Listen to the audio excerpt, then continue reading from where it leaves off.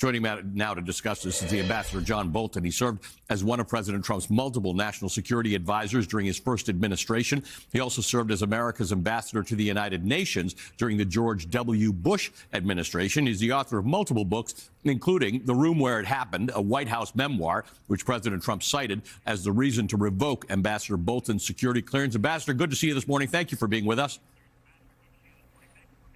Glad to be with you. Ambassador, I want to start with this issue about your book, the allegation that you published sensitive information. Just to be clear, when that happens, if that were to happen, if you published a book that had classified information without the approval or the clearance of the federal government and the CIA, they would absolutely have come after you. They've done that with other people. If you publish things you're not supposed to publish that are national secrets, they'll come for you. Tell me about this. Well, the book went through a 4-month-long pre-publication review, which is typical for books by senior officials in the national security space. And at the end of it, the official who conducted the review had made a decision there was no classified information in the book and that the book could be published. Well, what Trump didn't like was not the classified information point, and you'll notice in that executive order it says sensitive information, not classified information, and it was sensitive because much of it was critical of him. So he tried to order another review to get the outcome he wanted. Now, let me just say, that throws the entire pre-publication review process into grave peril, because if it's manipulated by presidents for political purposes, that does threaten the First Amendment. But the book was cleared.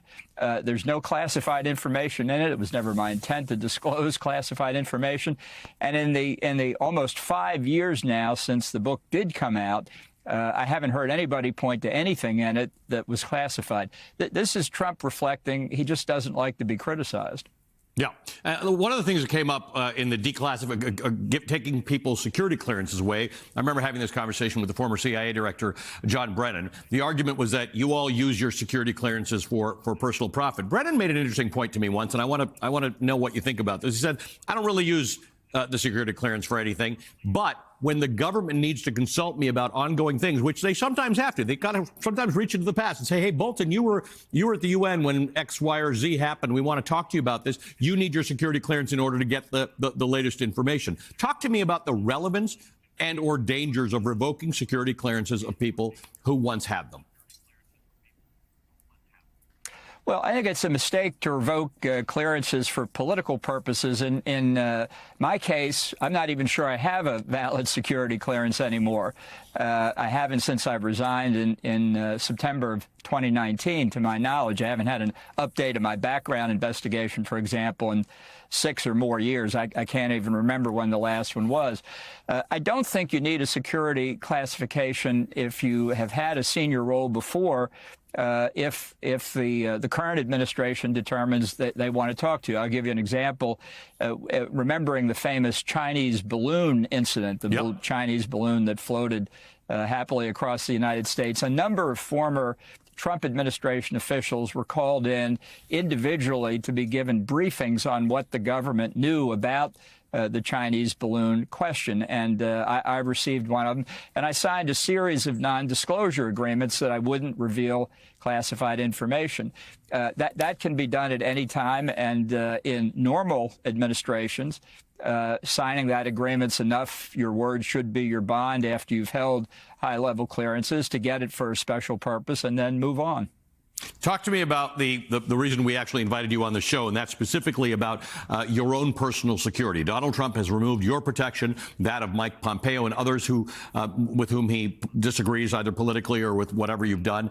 Talk to me about this decision for you and how it affects future members of government who are going to be forced to make dangerous and personally perilous decisions on an ongoing basis.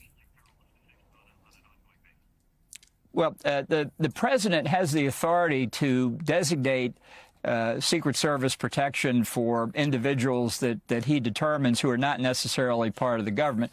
So do other agencies of the government. For example, in a case of a former Secretary of State or a current Secretary of State, that's provided by the Diplomatic Security Bureau at the State Department. But in my case, since I had been at the White House, Biden decided to provide Secret Service protection because of the threat level that the intelligence community was picking up from Iran for retaliation for the elimination of Qasem Soleimani, who is a dangerous terrorist responsible over many years for the deaths of hundreds of Americans, obviously ordered by President Trump, and he was at the top of the list of people being threatened. The concern about the threat level, in my case, which maybe was a little more advanced than some others, resulted in criminal charges being filed by the Justice Department against Shahman Poursafi, an official of the Iranian Revolutionary Guard, for trying to hire a hitman to assassinate me. Now, the question of the threat level, and that's on the website of the Justice Department, or at least it used to be, the question of the threat level is something that's reviewed on a continuous basis.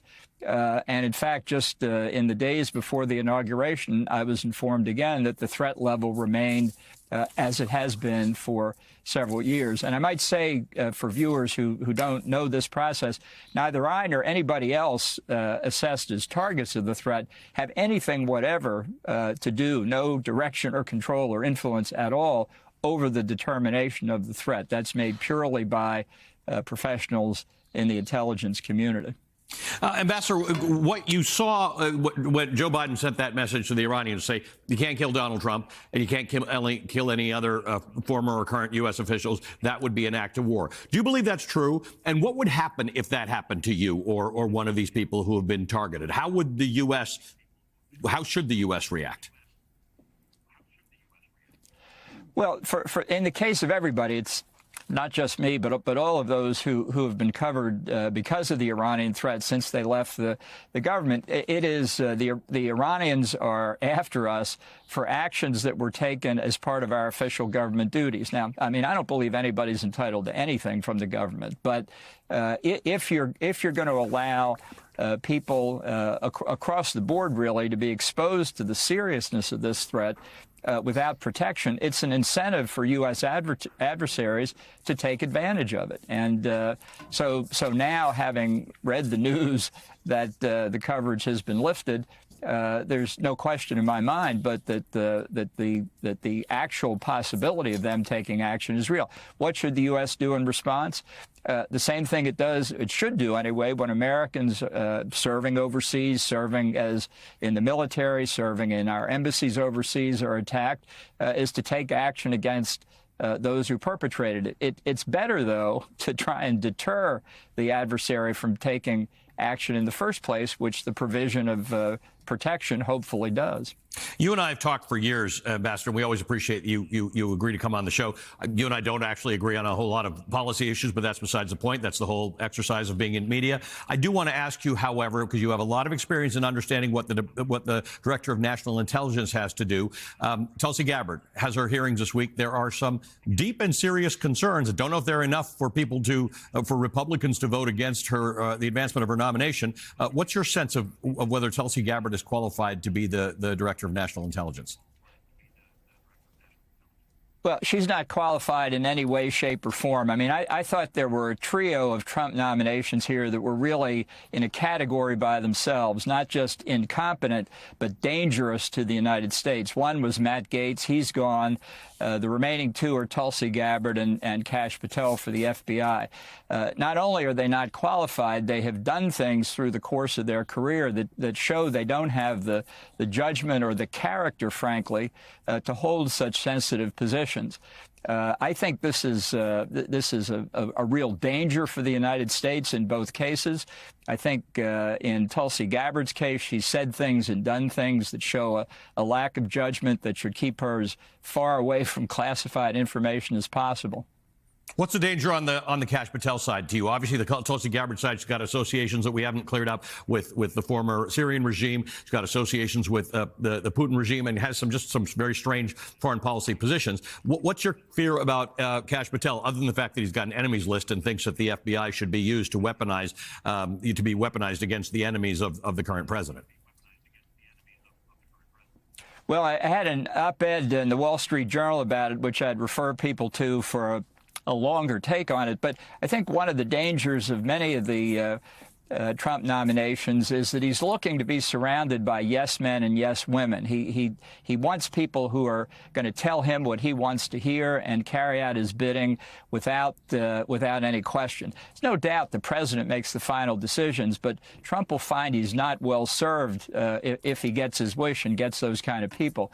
But particularly in a job like director of the Federal Bureau of Investigation, this is something as part of a retribution campaign, if that's what Trump is about. It certainly seems that way, that makes it particularly dangerous. And I think it was very instructive that a few weeks ago, former Judge William Webster, who is the only person who's ever been both director of the FBI and director of the CIA, came out strongly against Patel getting that job. I hope people listen to Bill Webster. That's the kind of person with integrity. He came off the federal bench. He was a Republican appointee to the federal bench, but became FBI director under a Democrat. That's the sort of person you want leading the FBI, not Kash Patel. Ambassador, good to see you again. Thank you for joining us this morning. Former Ambassador John Bolton, former National Security Advisor in the first Trump administration, author of the book, The Room Where It Happened, a White House memoir.